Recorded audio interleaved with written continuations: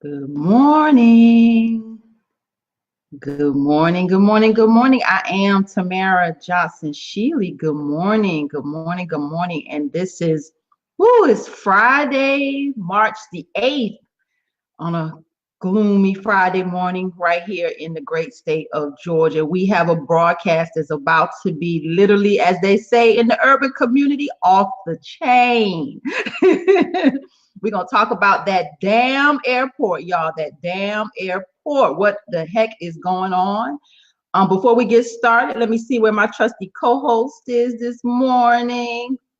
Let's see. There she is. Good morning, Robby.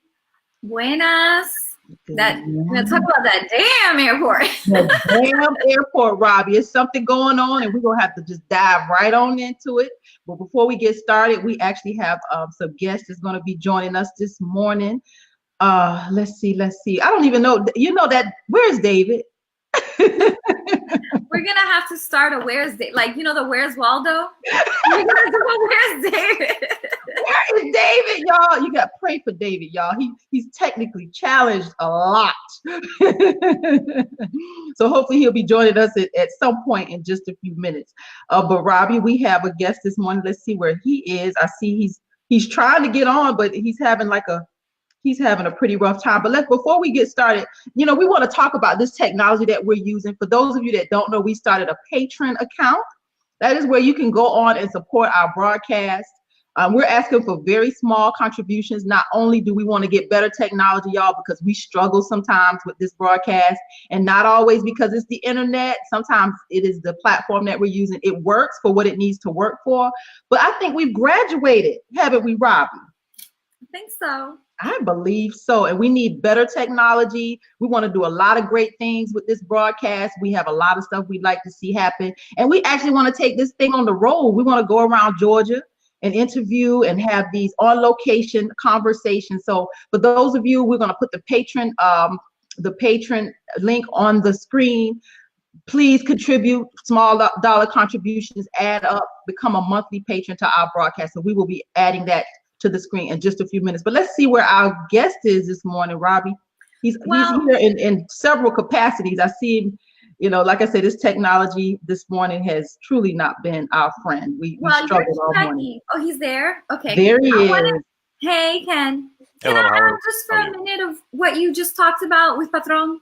Yes, go ahead. Jump in. I just wanted to say that the reason, I'm passionate, and I know you're passionate, we're actually going to have a media consultant on, Dominique Huff, he has his own magazine, about the show, is because we're providing information that really people aren't talking about.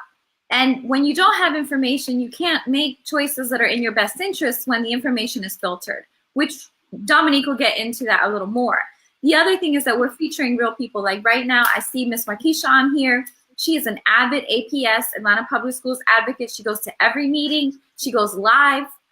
She knows what's really happening there. And she shares it with her folks, but we have to protect people to some degree, because when you do that, you become a target. And we know that. We all know that. So that's another reason for the show. And the last thing really is that, ironically, patron in Spanish is kind of like my boss. So we're inviting people to be our bosses because we don't want to be compromised by the corporate media. We want real people to be able to tell their real stories without getting hurt.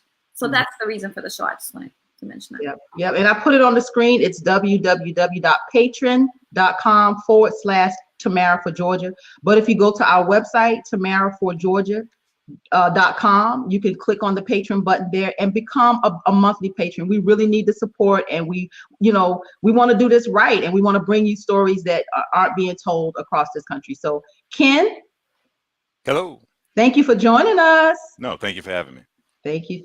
So Ken was a guest, was a viewer, and became a part of this broadcast. So thank you, Ken, for jumping in and sharing your insight on the criminal justice system. Why don't you introduce yourself to those that may not have already seen you on our broadcast? Certainly. I'm a retired decorated homicide detective. I did 20 plus years in law enforcement. I also run a wrongful death consultancy business where I'm retained by attorneys to assess cases with respect to use of force, excessive force, police practices, wrongful death type of cases. And at the same time, I'm an advocate of the truth. I am a member of an organization called Law Enforcement Against Prohibition, is what it used to be called. Now it's the Law Enforcement Action Partnership Network, where we, as former law enforcement officers, judges, prosecutors, go around the country basically and try to advocate for positive change in the community, make communities safer by advocating changes to the drug laws that are negatively impacting many people of color. Yeah. So have you seen this? I think I inboxed you this information about Cory Booker has decided to create some criminal justice reform with his candidacy. What's your thoughts on that? And would you share more about where that all ties into what you're doing? Right. I mean, the problem with many people at the federal level trying to say that they're changing drug laws. First, marijuana, for instance, is a Schedule I drug, which means that since the 1970s, it's been, before the 1970s, it was listed as a Schedule I drug. Many people who are Black and brown have been stopped, questioned, and frisked based on a Terry stop law that predates many of the mass incarcerations that we see today of millions of people being arrested. Cory Booker's proposal will not positively impact people in states who are arrested or stopped, questioned, and frisked for low-level possessionary nonviolent offenses, because a president can't pardon folks at the state level. A president only has the power to pardon people who are adjudicated for federal offenses. So although Cory Booker's heart might be in the right place, he needs to be a little bit more forthcoming and truthful with people, especially seeing how he's a graduate of Yale, I believe, and has a law degree. He should know better. So these are talking points. These are just talking points. This is not an initiative that he could actually implement. He could implement it at the federal level, but there are very few people who are arrested and charged for low-level possessionary offenses of marijuana at the federal level. They're charged predominantly at the state level. So it would be a governor that would have to pardon these people who are charged at the state government level for low-level non-violent possessionary offenses. So he is certainly playing talking points. I have a question. Yes. Thank you. So do you think maybe, and I'm just guessing, and most people call me naive, so I probably am. Most people say that. Do you think maybe that the information he's getting leads him to believe this would be effective, but he doesn't fully know because he's not really in those circles? Well, that's the issue, of course. You know, for a lay person who's not in government, maybe a person who's never been in law enforcement, isn't familiar with the Constitution or state law or federal law, we may be able to give him a pass. But if he graduated from a prestigious school where he also has a job that is a lawmaker, I would think that he would have to have some knowledge of this, especially with, it's not just him. He has staff who help support him with all of these different measures. So trying to promote a bill that will have zero effect at the ground level. I'm a guy that was on the front lines of the war on drugs. And if I know that the president has no power to pardon people at the state level, I'm sure Cory Booker must know that. No, I take you at your word for it. I just have watched, even in Atlanta, a lot of the folks who are in government, right? They run in different silos. So when you are, in an elite to some degree, group, when your kid gets arrested, he doesn't go through the same, and I've sat in those rooms, in those groups, with folks who are political, and you'd be surprised who has 15 arrests. It's not on their record. The judge knows who they are. They go away. When they go to get arrested, they're in jail. They're getting snacks from the guards, and the chief of police come to bail them out, straight up. So that's how it works in Atlanta. I know because I've been in that car. You know, I've been when they're getting bailed out. I've watched that entire process. So I just wonder, because they have such a different level of being alive, maybe they don't know how bad it is. It could be. I don't know. Well, I mean, Cory Booker's from New Jersey, Newark, New Jersey, as a matter of fact. Right. Newark, New Jersey is the hood. And I have been to Newark, New Jersey. Well, and what I'm saying is that Cory Booker has the experience that he says that he moved into the housing projects, even though he could have lived up on a more expensive side of town. He moved into the housing projects or near the housing projects to make sure he could experience the lifestyle of his constituents that eventually voted him into office. So the complaints from the Black, brown folks that are poor have to be the same people that I serviced in the community that I worked in who had a similar complaint. Mass incarceration doesn't negatively impact white people the same as it does Black people. That is a statistical fact. Marijuana possession is just an avenue by the court or by the law to actually be a pretext to show that there is reasonable suspicion of a possible crime. It's an introduction for police to use to actually stop, question, and frisk individuals. We can go all the way back to after the Civil War, when we had debt peonage laws and all types of laws that were passed that negatively impacted, you know, people of color, but did not impact or negatively impact white people. And we have the same thing that's happening. That's a wash, rinse, and repeat in that same sort of cycle, where legislatively, for instance, the state of Georgia, I believe there may be a few districts or a few towns, municipalities that may have decriminalized marijuana, but for the most part, the overwhelming number of areas have not. Mm-hmm. But if you go outside of Atlanta has a predominantly Black population. Atlanta is one of the areas where I believe it's around 96% Black folks are being arrested and charged for a misdemeanor offense of possession of 1 ounce or less of marijuana in your state, in your jurisdiction. If you go outside of Atlanta, where there are probably white people, because white people and Black people use drugs at about the same rate, they are not being adjudicated into the criminal justice system at the same rate as those Black and brown people. So, you know, we can play around and we can talk about implicit bias. We can talk about, you know, the stain of history that is deeply rooted in racism. But I'm more concerned about the outcomes, because at the end of the day, it doesn't matter if you're implicit in your bias or you're overly outright racist in your bias. The conduct that you're presenting is negatively impacting one group of people and not the others that are similarly situated. And as a retired law enforcement officer, I can tell you that the war on drugs has negatively impacted millions of Black people and not similarly situated white people. And that should be alarming to everybody, because the 14th Amendment is a due process equality clause that says that we all should be treated the same, and we're not.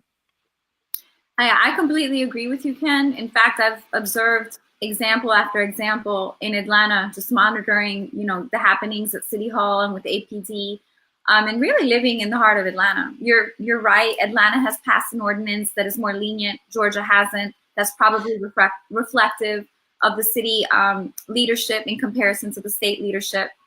And ironically, there's a couple of examples. Cory Booker actually came to Atlanta to campaign for our current mayor. And he did so on the coattails, or reiterating what Mayor Reed had done. And ironically, what the statements that he made about Mayor Reed, who was pretty much a corporate mayor, not really a mayor for the people in terms of action, were quite contradictory to the description he made in his speech. So there seems to be a disconnect, you know, or maybe a larger system that he's operating under, maybe the Democratic Party, I don't know. But then ironically, recently, even in my community, our chief of police, Chief Shields for APD, Atlanta Public, the police in Atlanta, he went on a TED Talk and talked about community policing and how relations with the community needed to be strong. And right after that TED Talk, we have a nonprofit locally called Gangsters to Growers, and these are youth who are at risk, who are learning farming and learning entrepreneurship. And they were sitting on some steps on their break from their program, and they were arrested. They were profiled and arrested on Ralph David Abernathy, which is, you know, a civil rights street, by APD after this TED Talk. And the disconnect is incredible.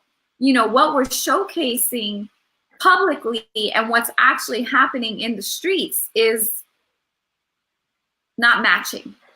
That's correct. To your credit, I agree with you. You know, there are these real life examples. I wish I could get that project, the head of that project, Gangsters to Growers, Abby Henderson, who's out of West End, on here, because those cases are still pending. Those youth still have to go through the judicial system to get cleared of sitting on a stoop on a break of an at-risk youth program. And that's the issue, of course. You know, if we're talking about community policing, we're talking about building trust as a Black man, a Black citizen in the United States, and a former law enforcement officer. For the people that I served in the city of Brockton, if I went out and I violated their civil rights, if I went out and harassed them, if I went out every night on patrol and made it very difficult for them to interact with me and I to interact with them, I'm not going to be able to solve crime, because at the end of the day, I'm not 99% of the time when I was in uniform, I didn't witness a criminal offense. I was called to go and maybe investigate it, maybe called to a scene when a crime may have been in progress, and maybe by the time I got there, it was over. So communities, no matter whether they're Hispanic, Black, or white, or any other ethnic community, they rely on the information of people who are within those communities to help bridge the gap between law and order. And at the same time, if there's no trust between police officers and communities, then that means that crime has a chance to actually go up. If you're sitting outside of a business and you're minding your business, not committing any kind of offense, and a police officer comes up and minutes later you're arrested, I would think that would be considered harassment. I would think that would be considered improper administratively, as well as potentially legally. I mean, it's something that right now is in the courts, and the courts will decide whether or not it's something that should be dismissed. But at the same time, those individuals will never have a positive experience out of that outcome that they had with that officer or officers. And their trust in the system is certainly not going to be the same as someone else who is not harassed. So, conversations about race, inequality, discrimination, racism, all of these are front burner, not back burner conversations. And until America wants to go and have these serious conversations that continue to this very day, we can't correct issues of misconduct. We can't criminalize hate, but we certainly should criminalize and do what we can to stop the misconduct that stems from hate. And we thank you, Ken, for being a guest on this broadcast. You know, you're part of the family now, so we hope that means you'll come back and share more and keep us abreast of what's happening as it relates to criminal justice reform across this country. We thank you for all the hard work you're doing. No, all of us. Thank you. Thank you very much. Thank you. Mm-hmm. Robby, we still missing David. He actually called me. My phone went out, but I couldn't get it clearly. Nah, we'll be okay. David, we hope you can make it on. I know he's, like I said, technically challenged, but you have a guest. We have Miss Yvette Harold in the lobby. Let's bring her on and let's continue to talk about what's going on at that damn airport, y'all. Hi, ladies. Good morning, Miss Yvette. How you holding up? Still pushing through, just taking it every day. So for folks who didn't see last week's broadcast, Miss Yvette is a union advocate. She was working at the airport for a large legacy carrier airline. And in her advocating for the union, for labor, for workers' rights, for protections, for medical, she has been targeted. And she has now been terminated, and she is trying to maneuver while trying to live, and really, I'm assuming you're trying to get your job back and probably lost wages. So thank you for, one, sharing your story. Thank you for being brave and transparent. Thank you for sticking up for workers and protections. And what has happened is what's happening now with your situation.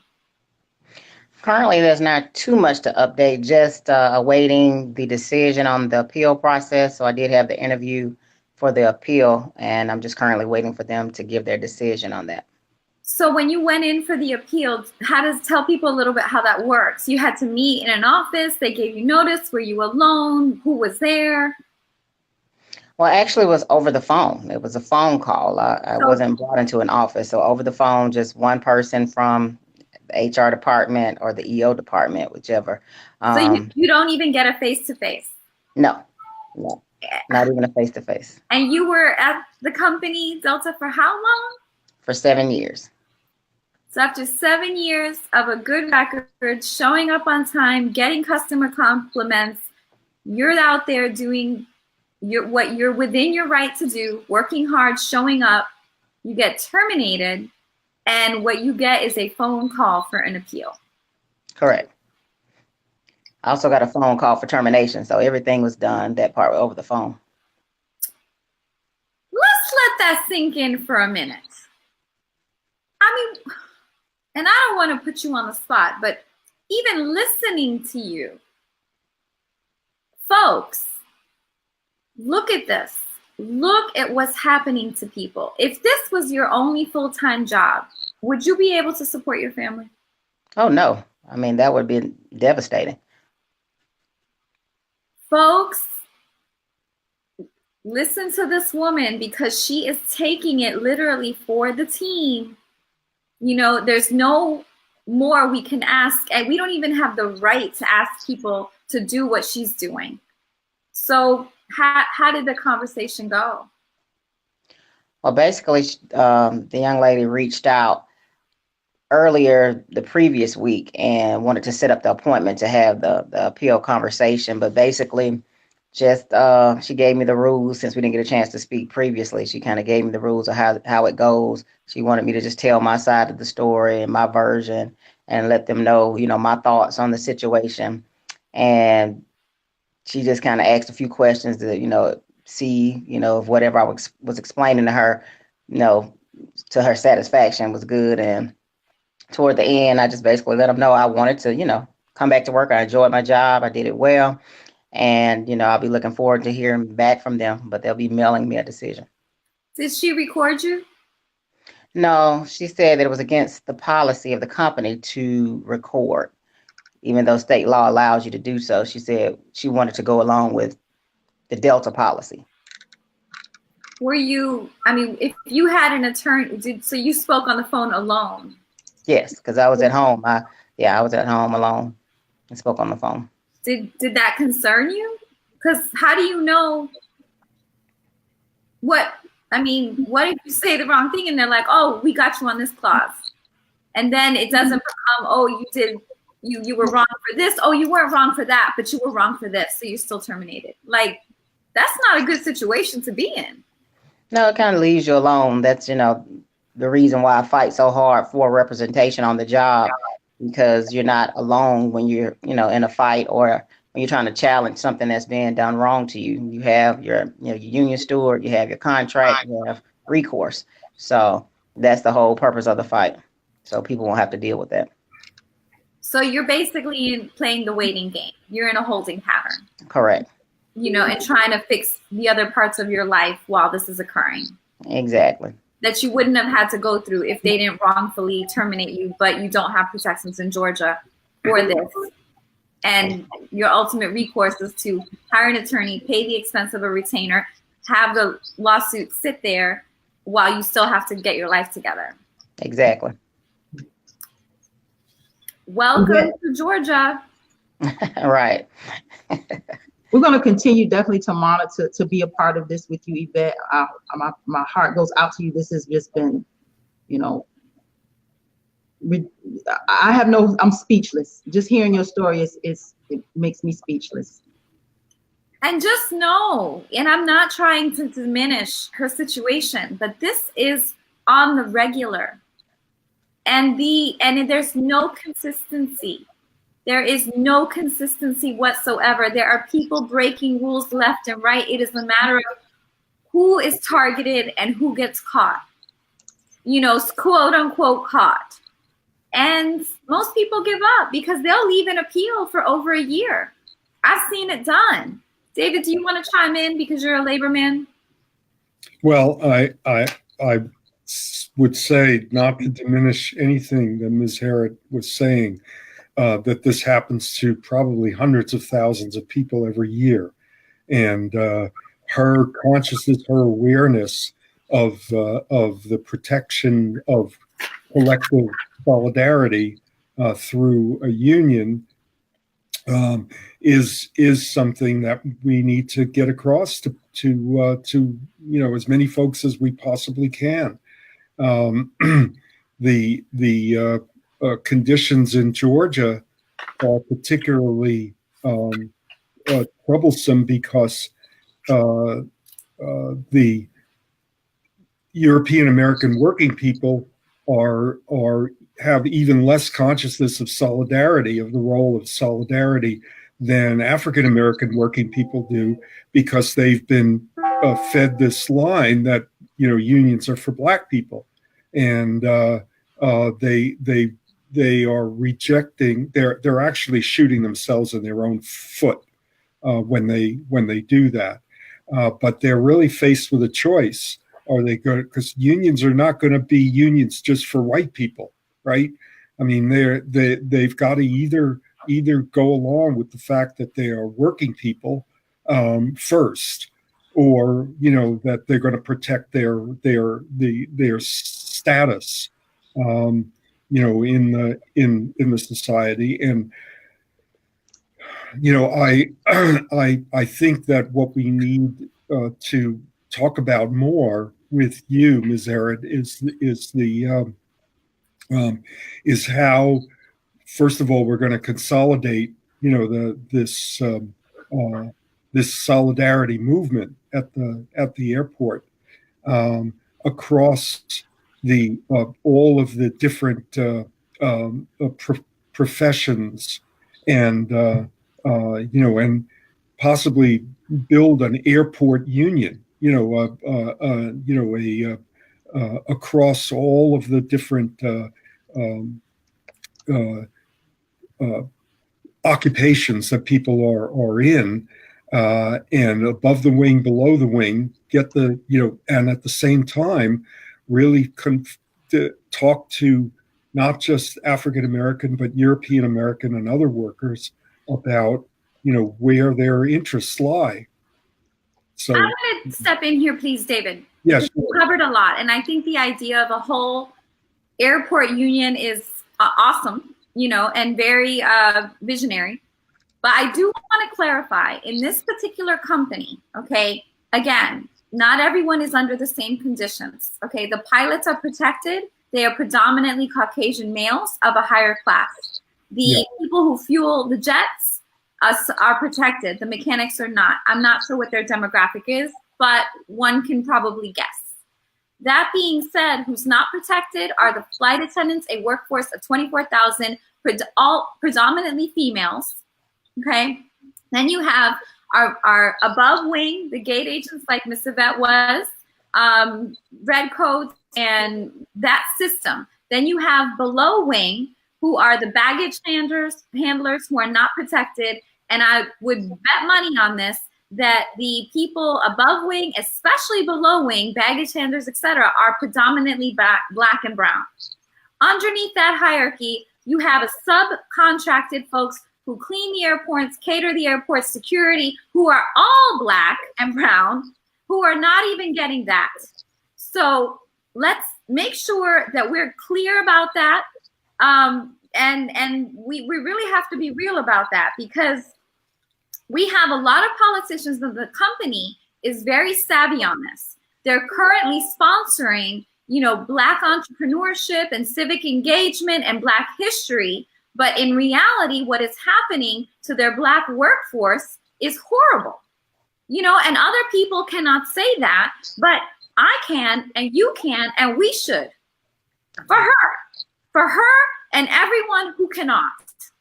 So the last thing I'm going to say is our elected officials that ran on labor, that support labor, who are out here on Instagram and Facebook, etc., saying wage theft and this is wrong and this is wrong. Yvette, who are your elected officials, city council, who's your Senate rep? Have you engaged them, and are they helping you? Or do you plan to? City Council Felicia Moore ran on labor. You know, who are your folks? Do you plan on engaging? Are any of them helping you? You know, or are they just in selfies? And I'm saying that, not you.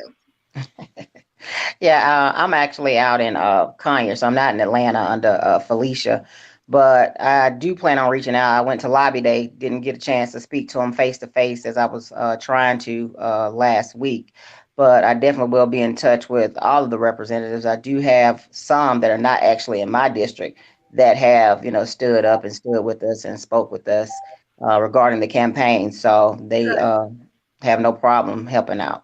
And keep in mind, too, that the company is based in Atlanta. They are headquartered in Atlanta. So your Atlanta city reps have complete jurisdiction and oversight to help you in this. Right. In fact, we should invite them on the show, Ms. Tamara.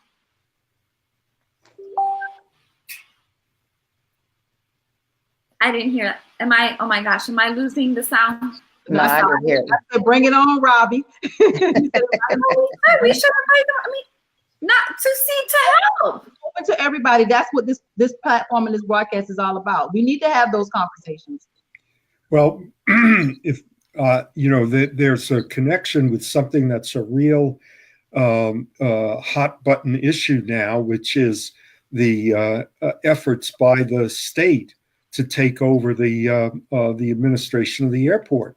Yep. And we're getting to that, David. We're getting to that. We have one more guest, Miss Yvette. We want to thank you for being on this broadcast, and thank you for sharing your story, and thank you for fighting and not quitting and make, you know, you're doing this not just for, you know, yourself, but for everybody else that's coming along behind you. So thank you, Yvette. And she was told, you either drop this even though you disclosed for 7 years or else. And she chose to stay within her rights for labor. And we're going to have an upcoming fundraising barbecue. So stay tuned for Miss Yvette and to try to help. So stay tuned for that. We'll put out the event. Awesome. Awesome. Thank you, guys. Yvette. Thank you. Thank you, Ms. Yvette. I tell you, it's never a dull moment right here in Georgia, is it? I'm not a violent person, but that makes me mad. Makes all of us mad. Makes all of us mad. I'm a zen. You know, I'm like so chill, and that makes me mad. We have another guest. I hope this doesn't make you mad too, Robby.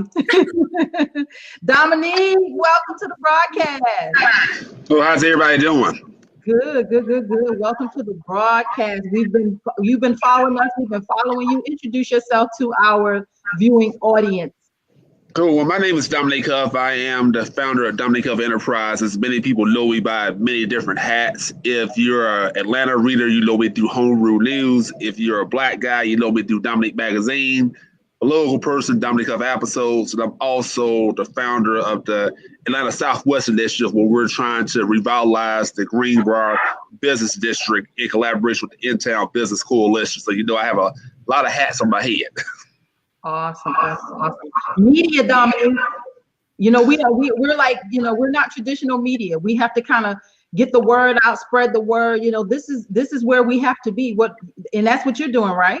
Right, absolutely. I mean, you know, we talk about the conversations that nobody else dares to talk about. I mean, you know, I've gotten so much stuff that mainstream media has said about the coverage areas I cover, and I told folks they knew what some of the conversations were that make their head spin. Robby, this was your guest. Thank you for inviting him on. You know, you wanted to talk about, you know, the power of, you know, we're non-traditional media. We're the next, you know, I saw where the man with the Georgia gang is retiring after 40 years. What's his name? Dick Williams. Dick Williams is retiring after 40 years. of bringing news coverage about politics here in Georgia. And I believe we're the next generation. Those of us that are doing this, we're the next generation of news breakers right here in the state of Georgia. What's your thoughts there, Dominique? I agree, and I see a lot that's going on with the Tariq Nasheed and Roland Martin back and forth that they're having in regards to stuff to where Tariq Nasheed and his crew are calling themselves New Black Media and said, we're going to have the conversations that old Black media just couldn't have because they didn't want to upset their overseers. So we're going to be able to really get it to the streets, have the conversations, really put stuff out there. So I'm glad to see more people are embracing this medium such as Facebook and the internet, because we don't have to worry about corporate, doing what somebody from another state tells us what they want to see. We can actually do things how our audience sees fit. We can tell the whole and nothing but the yeah. Unbought and unbossed. Exactly. Unbought and unbossed. Absolutely. Where traditional media can't, we can. We can say things that they won't, we will. So this is where, they have to support this kind of media. This is where it happens. This is where you're going to get the whole story. And like you say, not biased and not bought by the corporate, the corporate agenda. It's so important too. I want to give a shout out, honestly, to Dominique, because one, to step up in a society and do something that, a whole host of systems are telling you cannot, is impressive. It is. It's impressive. So I've always been impressed with you, Dominique, and your work, and the fact that you are unbought. People don't know a lot of, what's considered legitimate reporters out there are sponsored.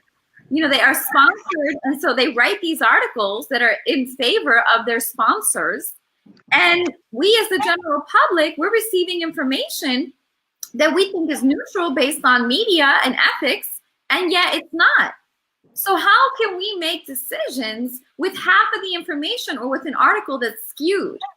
And that's one thing that I've always been impressed with Dominique about. Dominique writes about Marta and he rides the Marta. Yeah. There's a big difference. Can you talk about that a little bit, Dominique, please? Yes, it is a big difference. And this is why me and a lot of these Marta activists don't really see eye to eye, because they think riding the bus is cool and fun. Let's ride the bus to go to the hood and go get a cheesesteak, or let's just ride the bus and do all this type of stuff. And but when you have to deal with people who this is their only way. If there was no Marta, they could not get to their jobs, the doctor's appointments, grocery shopping. When I see the single mother out here with multiple kids, got her groceries, trying to talk on the phone, handle something else. I see, like, on my route, there's a disabled guy. He has this tube thing that's connected to his stomach. So I guess his body fluids are in his bag and his walker fell over, and I had to help get that up and get him off the bus stop. So when you got people like that who want to be independent and they don't have friends or relatives they could call, but he was trying to go to the Kroger and get his items, and he almost made it without made it home incident free. I mentioned all that. You never hear these activists talking about those people. It's always about, let's have art. Let's do scavenger hunts. Let's do all this stuff. And like I wrote a column back 3 years ago and said, let's finish the job for Marta, for the people who had to ride Marta, for the people who are riding a 2-hour bus ride from Southwest Atlanta to North Fulton County to their job, for the people who are not connected to Fulton Industrial Boulevard with the industrial growth that's going on over there. They can be at those jobs, but they got to go around the mulberry bush to come over here to get a job. The people who want to be able to take the bus, like the millennials now, they may live in the neighborhood. They may just want to ride the bus down the street to go get a bite to eat and come back home. We got those people. There's some people, because of their income, they would never get a car. And these fake activists are more concerned with all this that's made Marta more palatable for people who would never ride it ever. And I think we're missing the boat on that. And that's why I don't get down with these people. Like, yeah, it's great to have a trash can at the bus stop. I'd rather have a bench out there so the people can sit down while they're waiting for the bus instead of them standing up and sitting on the curb. Yeah. And you're getting a little feedback. But I agree with you, Dominique, because there's an initiative right now that I saw in the AJC that is talking about creating MARTA from the Tucker area that will go up to like Cumberland. And that's a convenience for some people, but they won't, put MARTA where it goes up 85, where people have to get back and forth to work. They're voting on that now. I think voting date is March the 19th here in Gwinnett County. And then there's MARTA going out in the South DeKalb area where MARTA is necessary on I-20. But you're you're doing these initiatives in areas where it's convenient, and it's, we want to get people back and forth to the ballpark. How about let's get people back and forth to work? Oh, I agree. And South DeKalb is very angered, and they should be angered because they've been forgotten about. And they came to the MARTA board hearing back in October when I covered the board MARTA thing. And even though board MARTA was a City of Atlanta sales tax, they was out there. There was a lot of activists who I remember following over the years that were saying, when is South DeKalb going to finally get the respect it deserves? We have paid into the system. DeKalb County was the first county before Atlanta and Fulton County joined into this. South DeKalb was white at one time. Now it's predominantly black, and we're still have not gotten our rail. We still have not gotten our improved bus service. There's always some excuse. Let's study. Let's have more meetings. And those activists and these people have gotten older. They was ready to tear up that meeting. They said, you know what, we're tired of being peaceful. If it takes us to come down here and tear up these meetings and get rowdy and all us go to jail, then so be it. We're tired of being civilized. Mm-hmm. I want to spin off of both of what you're both saying, kind of bring it home to a home example. Dominique did a great job, and you did too, Tamara. But what's really frustrating about this, like what I've witnessed is, for example, in Southwest Atlanta, to Dominique's point, like we would like a bench. What I hear, our neoliberals, gentrifiers, whatever you want to call them, more affluent folks, they want to have murals. They want to have, as he said, trash bins. The litter really bothers them. They want to have music in the MARTA. But again, it's a convenience to some degree. For people who really ride it, there are people sitting, where there's a bench, luckily, that's actually a benefit, and there's no cover. So they're sitting in the summer in direct sun with an umbrella, and in the winter, freezing with no cover in the rain. And it's shocking to me that the focus of folks who ride as a convenience can be, we need music, murals, and trash things, and there's no cover on here. That's really crazy. Yes. And it is. And if our elected officials had to take the MARTA to their meeting, we would have modifications like this, because they would never make it on time ever. And I know, I would bet money on it, that these elected officials do not take MARTA. They don't. They all drive, period. And if I'm wrong, I'll apologize. Come on here and say you do and explain yourself. The only one that has only acknowledged that is Carla Smith. Other than that, the rest of these folks don't ride MARTA. I mean, Carla Smith, I've never seen her on it. I don't live in Grant Park. But she always says all the time she has her Breeze car, she takes the bus, and she does all this type of stuff. But I'm not impressed with that, because Carla, if she misses the bus, Carla can call an Uber and get to where she got to go. Now, when you're making $20,000 a year and you don't have the luxury of calling an Uber, either you call an Uber or you may not have enough money for groceries. Those are the people who I want to talk about. And to tie it back to the media part, these folks who have this social currency, this higher privilege, the more meetings, they're more affluent. This is who publications like Atlanta Curb or Supporter Report writes for. And so they showcase their articles like what they're doing is thebomb.com, and it's actually leaving out entire cultures who have been here for generations. So kudos to you, Dominique, because your articles are not bought. You do upset some people with what you write sometimes, but you're telling the truth and actually letting us as the general public know what's out there. But you're one person, with a bandwidth that's so large. So please, I'm inviting our audience to follow Dominique Huff. He does put information out there. He's ethical, he's trustworthy, and don't always believe these publications because you don't know what their agenda is. And I'm not even saying that they're malintent. I'm saying that they're in a bubble, and may not know. But like the law, you either knew or you should have known. And at this point, when you see that bus stop and that little old lady or whoever it is, that single person, single mother trying to get to work 2 hours because there's no local jobs, and all you support is the music on the Marta and a coffee shop, then you should have known. And I agree with all of that, because when I look at these issues in these neighborhoods, those publications are propaganda pieces. They are. And when you're charging an organization X number of dollars to cover them and do the job where they have a public information department that's supposed to send out press releases and write newsletters and do all that public engagement stuff, why are we paying journalists to do that job? Now, if your press release, now granted, I understand media has become very fragmented. Everybody has 12 hats on. Now, you're no longer just a cops reporter. You may have to do arts. You may have to do city council. You may have to do the state. So I get that. But at the same time, I would not condone that practice. Where I'm from, that's called payola.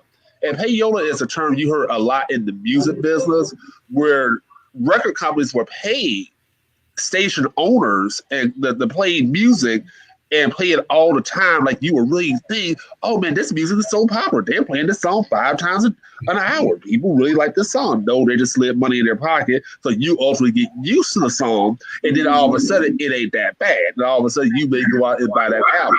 So that's payola. Like you may have people taking money to cover great things in a neighborhood, or cover great things about the city.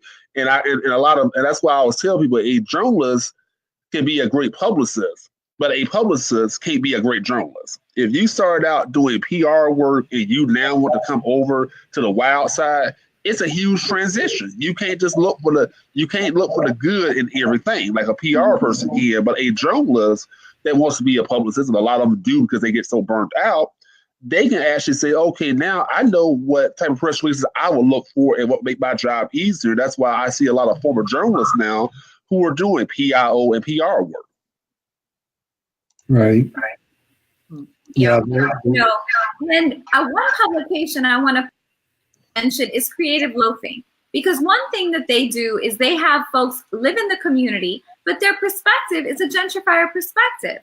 And they put out these articles that celebrate, to some degree, the progress, but the progress for who? And so people are over here like, yay, this is happening, while, there's a mass exodus of poor Black people out of Southwest Atlanta. And then they'll write an article to say, we're doing 200 units of affordable housing. Wonderful. Yay, good, we're good people. But really, they're 5,000 deep rolling out. So when you control the narrative like that, it's highly problematic. And it is problematic because they have a lot of deeper pockets. And, given this media landscape, the biggest reason why a lot of media outlets fail is because it's hard to monetize it. It's hard that when you're doing open records requests, so where I'm not the AJC, I can't just sick a lawyer on College Park or Atlanta or South Florida when they try to skirt the law or stuff. But the AJC can't. They got a lawyer on payroll saying, look, we're not getting what we want, take them to court. So that's the first tool that we lack. And sometimes, like Matthew Cardinale from Atlanta Progressive News and his who's running for city council, and Matthew's done some questionable things over the years, but I won't just leave that alone for right now. I agree. Yeah, but despite this questionable stuff, I would say he's done some good things. I guess it's good and bad. But when it comes to this whole thing, he had the time and the bandwidth to sue Atlanta, and he won in the Supreme Court. He had no lawyer were taking on, and Matthew got noted and lauded for that. Now he was in law school when he did this. He was in law school. Yeah, and he got a scholarship. And my thing is, it goes back to what I call black girl magic meets white man magic, to where they get recognized for so much stuff that the rest of us, when we do the same thing, everybody like, oh, okay, that's great, that's cute. But if they do it, all of a sudden, I'm so glad somebody else is doing it. But okay, there were other people that were doing that, but you ignored it. But that's a whole other topic. But I just look at even with the media concept here in Atlanta, media here is so consolidated. It's owned by either Cox, Cumulus, CBS. So everybody kind of owns everybody. Then when you look at certain neighborhoods, mainstream media is not going to touch because they say, well, no ad dollars are coming from over there. Nobody's going to support my advertisers, because with some of the zip codes we have in Southwest Atlanta, the South regional area, some of the zip code demographics are very terrible. You have poverty rates in one zip code, I think it's 30314. The poverty rate is in the 30s, a high 30%. Now I got to double check that, but I know I have a zip code I cover. There's a high poverty rate. You have a high number of female-led households. Doesn't necessarily equate that means poverty, but a lot of times it does overlap. So these demographics are not sexy to the average mainstream outlet. But when you have these, what I call these pop-ups, what they're doing, yeah, you're talking about economic development. Yeah, you're talking about these organizations. But what about LMA's group that's always picked up trash for the past 30 years that was based out the church? What about the mentoring group that dealt with the black boys that got them out the games? What about giving them some coverage? We can't forget about these groups that have been out here before these neighborhoods became sexy. And then now that we have the Christopher Columbus effect of a lot of these neighborhoods, all of a sudden we act like nothing's happened. If it wasn't for these good old white people, these good old budget black folks, we were just over here like the wild, wild west and just waiting for somebody, like we was all sitting on the roofs like this Hurricane Katrina, like come rescue me.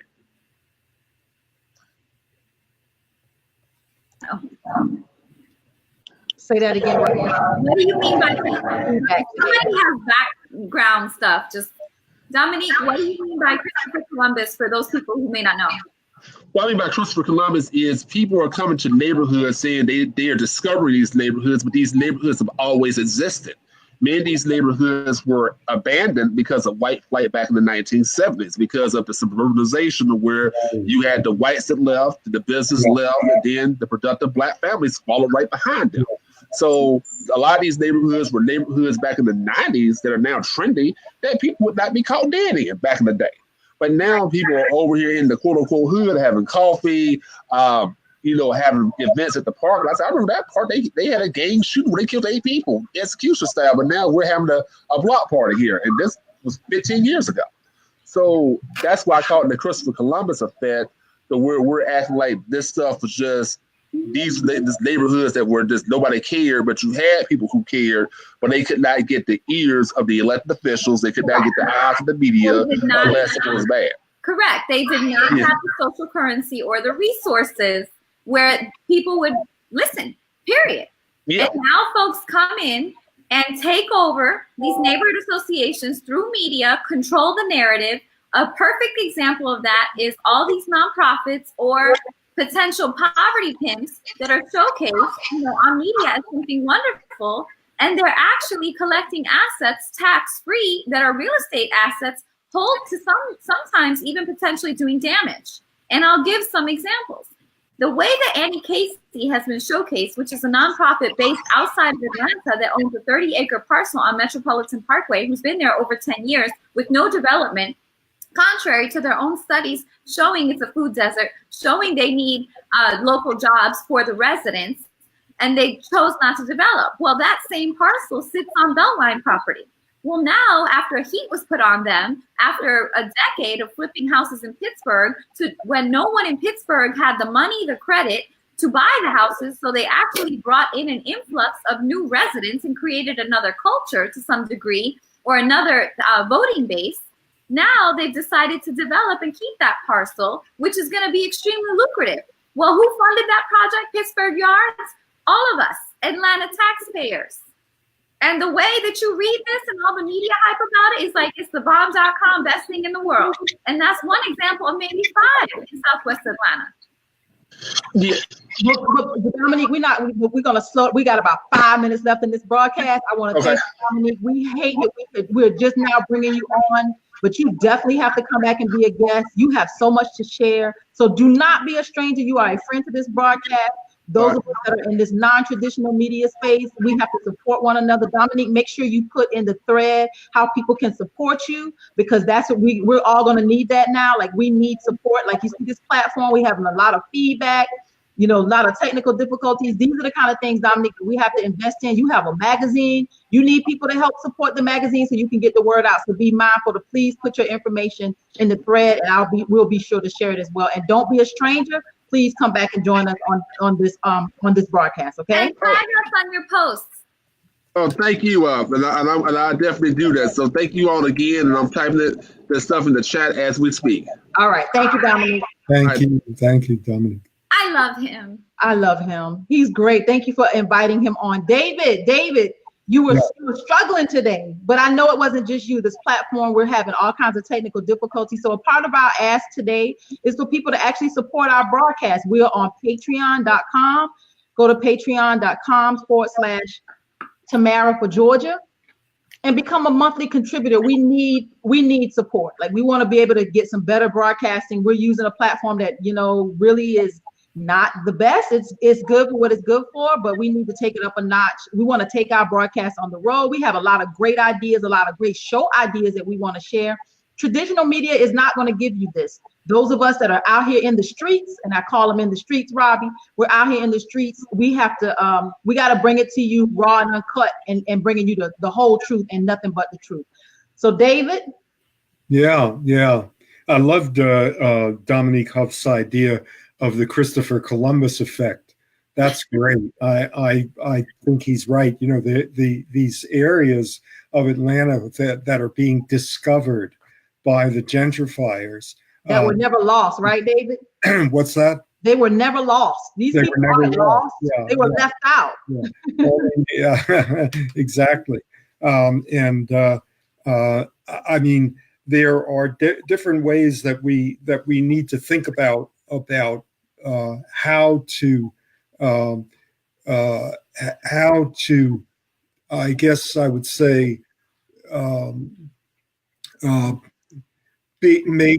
bridge the divide. First acknowledge the divide, and then bridge the divide there.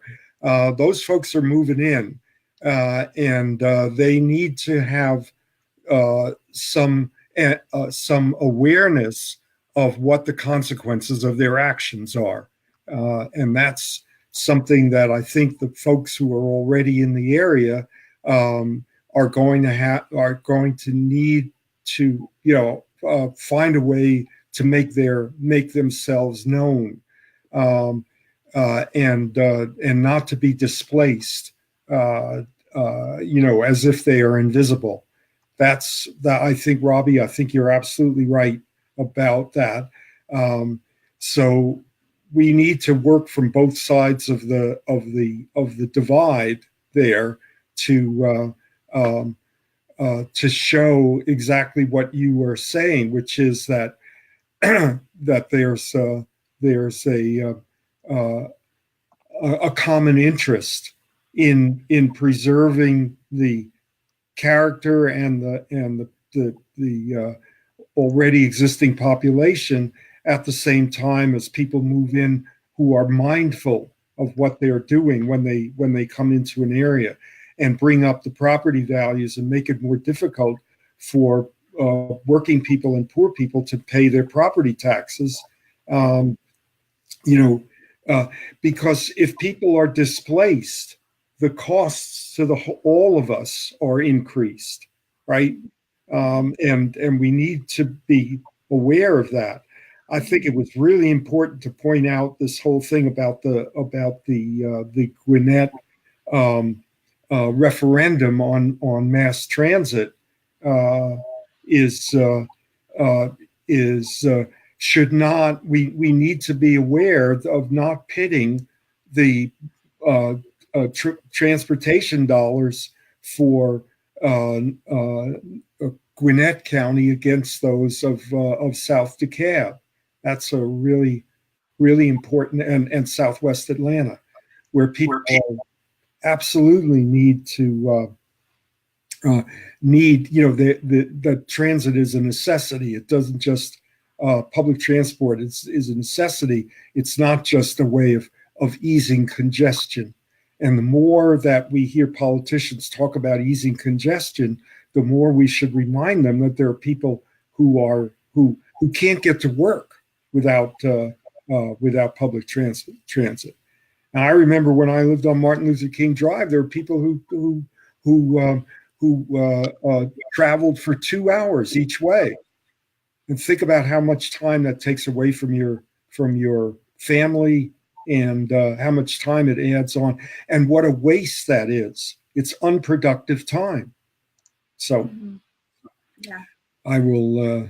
Yeah. Well, you know what, David? We have a lot of work to do. We missed Egberto today. Egberto really gives us a national political update. We missed him today. We were so full. Our broadcast was so full. And like I said, we've been having some technical difficulties. So Egberto, we are shouting you out. For those of you that follow our broadcast, you can always follow Egberto, and he's at politicsdoneright.com, politicsdoneright.com for national political update. Robby, this broadcast, well, like I said, was on fire. We did not talk about the airport. So I need you to bring it home with what's going on with that airport. Give us like a 1 minute on that airport, Robby.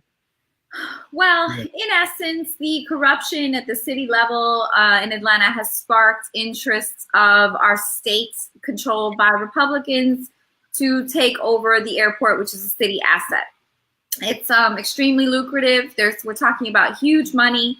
The indictments that have gone down at City Hall have provoked this. And, on a side note, this is just my perspective.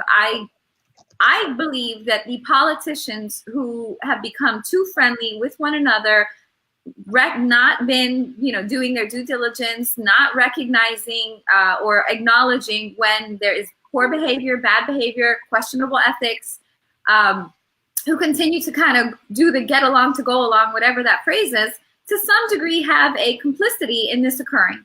And now it may cost our city, a huge asset.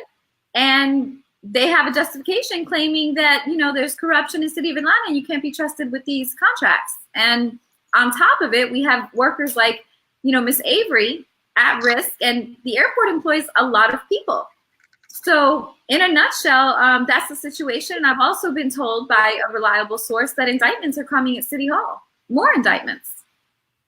But I don't know if the state is any better, Robby. Is right. Like Fox watching, one hand is going to switch it to the other hand. I don't believe that the state is going to be any better with controlling corruption. So I'm not too happy about that happening at all. But we gave them an excuse is what bothers me. Yeah.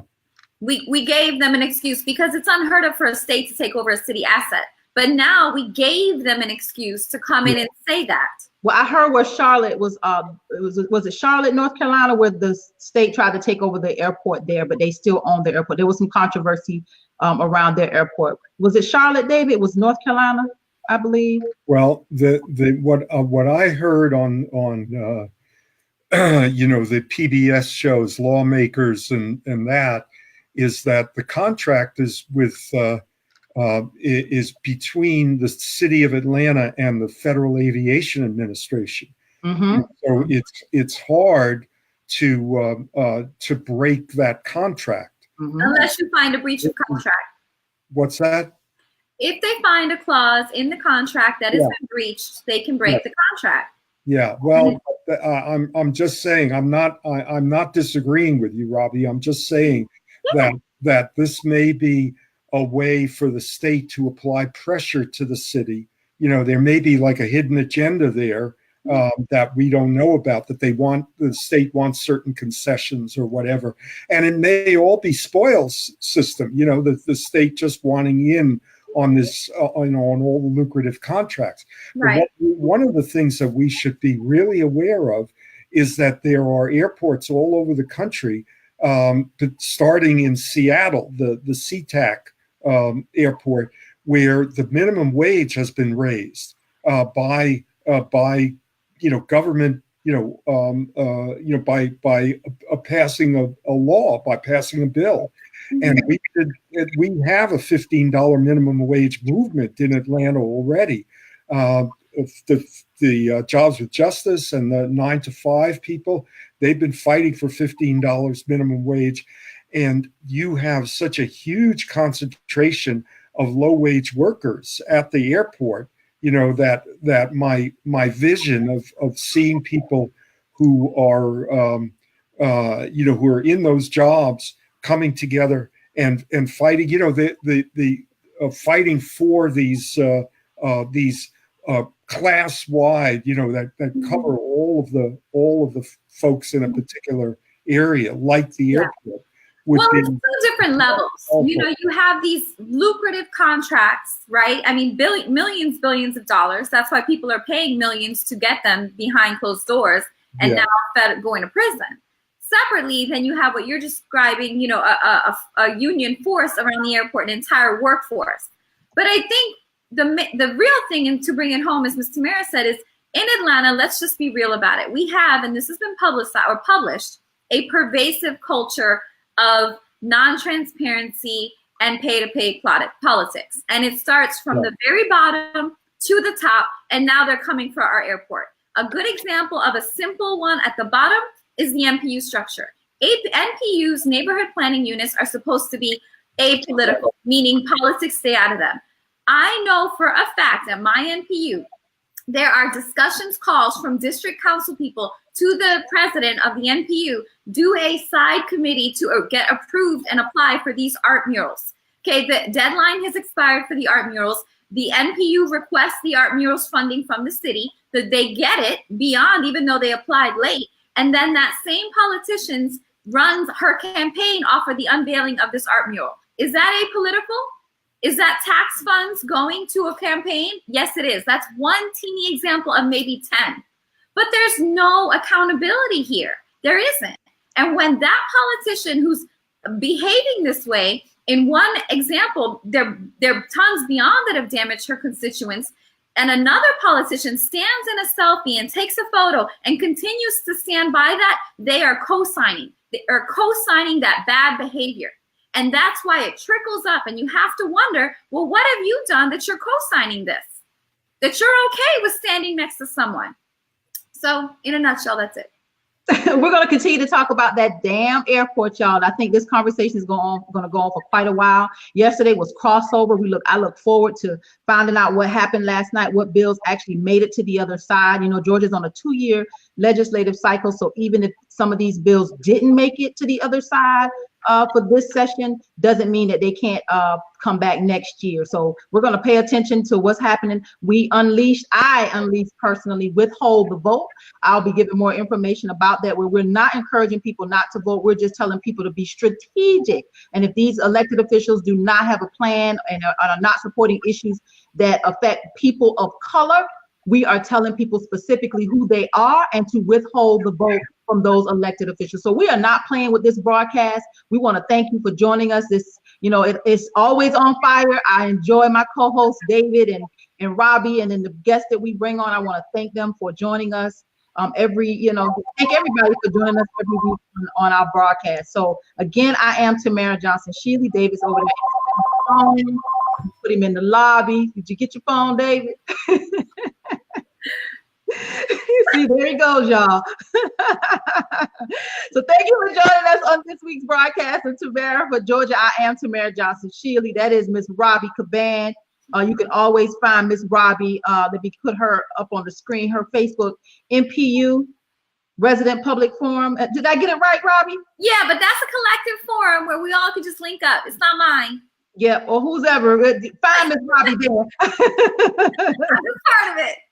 Miss Robby there. You can always find us. Our website is tamaraforgeorgia.com. Please become a monthly patron and contribute to our broadcast, y'all. We're trying to do great things with this. We're taking this, like I say, on the road. We have a lot of work to do.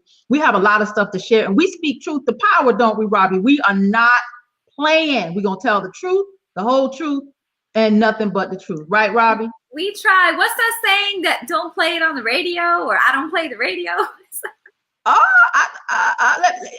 it again. I've never even heard that one. You ain't just playing the radio, or we're not just playing the radio, something like that. I don't know. It's an American saying. I ask them up all the time. Guess what? This was just dropped. Egberto, give us 30 seconds, Egberto. Give us 30 seconds of what's going on nationally. Okay, first of all, I like the idea of co-signing bad behavior. I'm going to. Phrase is now that phrase. That phrase is now mine. Can you hear me? Yes, we can hear you, but we've been having Yeah. technical difficulties all morning, Egberto. We got to get some patrons. We got to get some support. We need some dollars so we can get a brand new broadcast, y'all. That is going to be my message then. My message is going to be, folks, please remember to support Tamara for Georgia, because this is a necessary broadcast. She is working her you-know-what off to make sure and bring good value and good information, not only to Georgia, but the entire darn country. So I am not going to speak, and I'm not going to speak about Ilan Olmore, which is what I was going to talk about. I'm going to talk about, folks, we need to support Tamara for Georgia. We need to support Tamara Shealy. Make sure that we get what's necessary to get independent media out there. Make no mistake, if without independent media, you're going to get what you're getting from Chuck Todd on MSNBC right now. Check out the vlog of what I just did. And Tamara, that's it. Thank you, Egberto. Follow Egberto on Politics Done Right, y'all. This is the next wave of the truth telling. We are the next generation of media. We're gonna bring it to you raw, and we're telling you the honest truth. Become a monthly patron, become a contributor, support our broadcast. You can find a link on our website. It's tamaraforgeorgia.com. Thank you, Egberto. Thank you, everybody, for joining us, and we shall see you all next week. Same time, same channel. Thank you. Thank you. Take care.